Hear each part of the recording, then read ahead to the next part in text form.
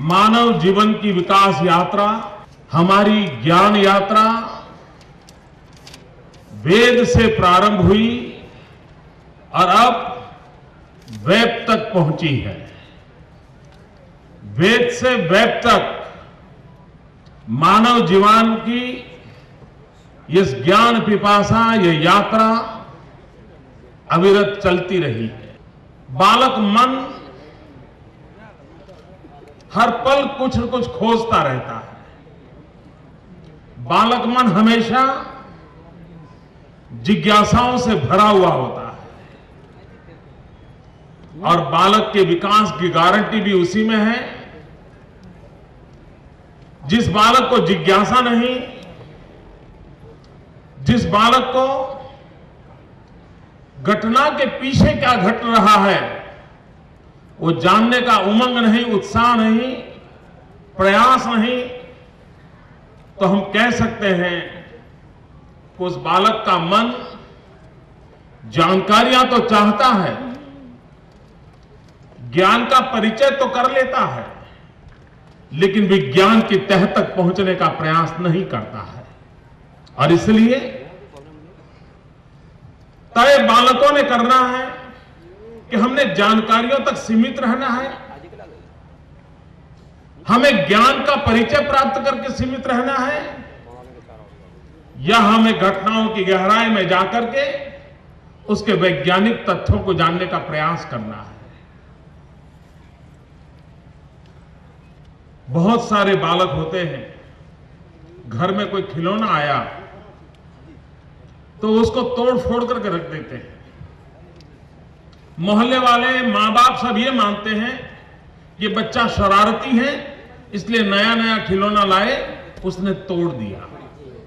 हकीकत में वो शरारती नहीं है, हकीकत में उसके भीतर जिज्ञासा का उभार होता है और वो देखना चाहता है ये खिलौना ऐसे कैसे कर रहा है, वो तोड़ करके देखने की कोशिश करता है। शायद ही दुनिया को कोई ऐसा वैज्ञानिक होगा जिसने बचपन में कोई खिलौना न तोड़ा हो। घड़ी भी आएगी तो वो चाहेगा कि घड़ी को खोल दूं, कैसे घड़ी काम करती है। कुछ बच्चे होते हैं, अगर शिक्षक ने उसको बता दिया कि दांत 32 होते हैं, वो डरता रहता है, एग्जाम में बोल लिख देता है 32 दांत होते हैं। कोई बच्चा होता है तो देखने के बाद अंदर अपने टंग से गिनने लग जाता है 32 है कि नहीं है, और अगर कम है तो फिर सवाल पूछता है कि मेरे तो 32 नहीं है। कोई एक से बच्चा होता है जो उससे भी आगे जाता है, वो कहता है कि सारे आकार अलग क्यों है, एक जैसा ही दूसरा दांत क्यों नहीं है। और वो जब एक के बाद एक सवाल पूछते जाता है तब वो विज्ञान की निकट पहुंचने का प्रयास करता है। मित्रों, प्लेटो और सोक्रेटिस के एक संवाद की बड़ी मजेदार घटना है। और सोक्रेटिस कहते हैं कि विज्ञान की पहली शुरुआत होती है सही सवाल पूछने की ताकत में। बालक को सही सवाल पूछने के लिए कौन इंस्टिगेट करेगा। मैं अभी बच्चों के द्वारा आयोजित इस विज्ञान प्रदर्शनी के उद्घाटन के लिए गया था। यशपाल जी 7 साल चल रहे थे। यशपाल जी के लिए विज्ञान के नियम कोई नहीं थे। इस विज्ञान के नियमों के द्वारा बनाए गए उपकरण नए नहीं थे, लेकिन मैं देख रहा था एक बालक की तरह वो सब बालकों को सवाल पूछते थे। अरे बताओ बच्चे, तुमने क्या बनाया है, कैसे बनाया है, कौन सा सिद्धांत काम कर रहा है। फिर उसमें कॉन्ट्राडिक्शन भी खड़ा कर देते थे और उसको प्रेरित करते थे सवाल समझने के लिए। मैं समझता हूं यशपाल जी वहां ये नहीं कह रहे थे देखो मैं ये जानता हूं तुमने ये किया वो क्या, नहीं कर रहे थे। उसकी जिज्ञासा को बढ़ावा दे रहे थे। एक कैटलिक एजेंट के रूप में उसकी वैज्ञानिक दृष्टिकोण को पनपाने के लिए कौन सा रास्ता हो सकता था, वो रास्ता तय करने की कोशिश कर रहे थे। मित्र, कुछ लोग टेक्नोलॉजी को ही विज्ञान मान लेते हैं।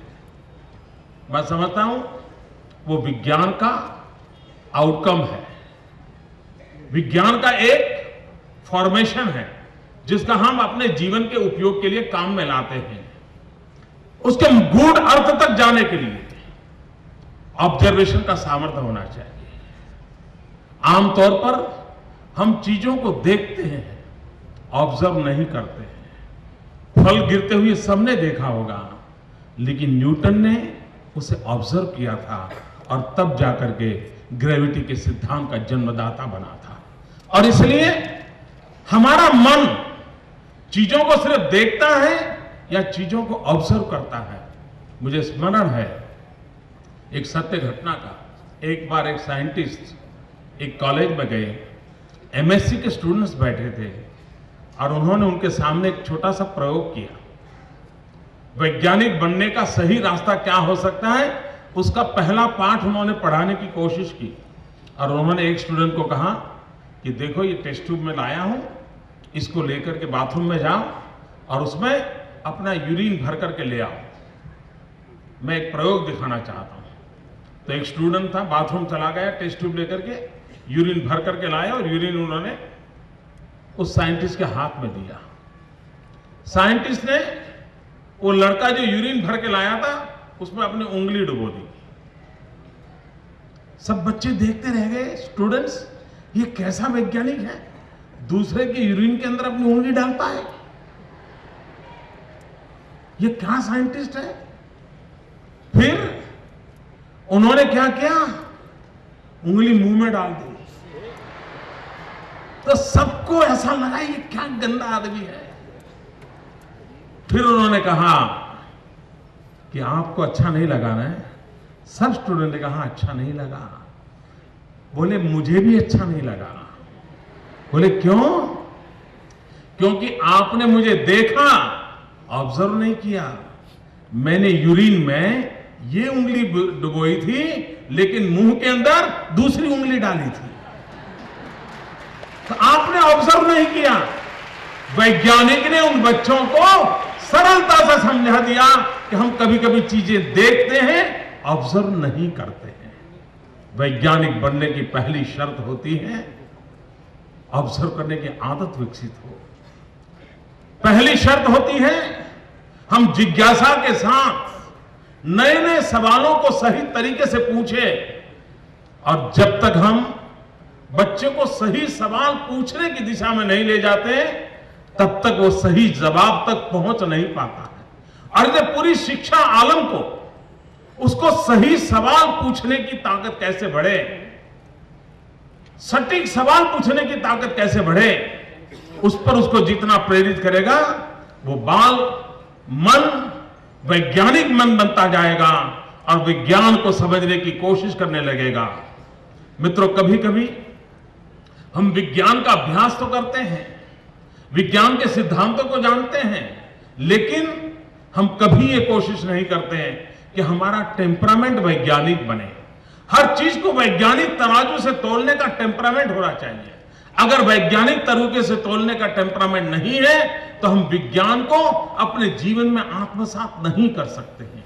और इसलिए विज्ञान को जानना जितना जरूरी है, विज्ञान को समझना जितना जरूरी है, उससे अधिक आवश्यक है हर चीज को हमारे वैज्ञानिक टेम्पर की कसौटी से निकालने की आदत बन जाए। अगर इसको हम करते हैं तो हम स्थितियों को काफी बदल सकते हैं, मुझे विश्वास है। और जब यहां पृथ्वी या विषय को लेकर के ये सभी बाल वैज्ञानिक एकत्र आए हैं, हमारे यहां शास्त्रों में कहा गया है, माता पृथ्वी ही पुत्रो हम पृथ्वी माता के पुत्र हैं। और जब हम पृथ्वी की बात करते हैं, वेद काल से लेकर के हम सुनते आए हैं कि पृथ्वी 5 तत्वों से बनी हुई है। जल, वायु, आकाश, अग्नि, धरती, इन 5 तत्वों से बनी हुई पृथ्वी है। और उन 5 तत्वों का संतुलन पृथ्वी को बनाए रखता है, मानव जात को बचाए रखता है। आज उसी पृथ्वी पर संकट आ गया है। जिस पृथ्वी ने हमें धारण किया, उसी पृथ्वी पर संकट आया है और उसके कारण पूरा विश्व चिंतित है। आज आप बाल मन इकट्ठा होकर के संकट पैदा करने वाले लोग कौन है, वो राजनेता तय करेंगे, लेकिन इन संकट के उपाय क्या है, वो बाल वैज्ञानिक तय करेंगे। और मुझे विश्वास है ये बाल वैज्ञानिक उस रास्तों को खोजेंगे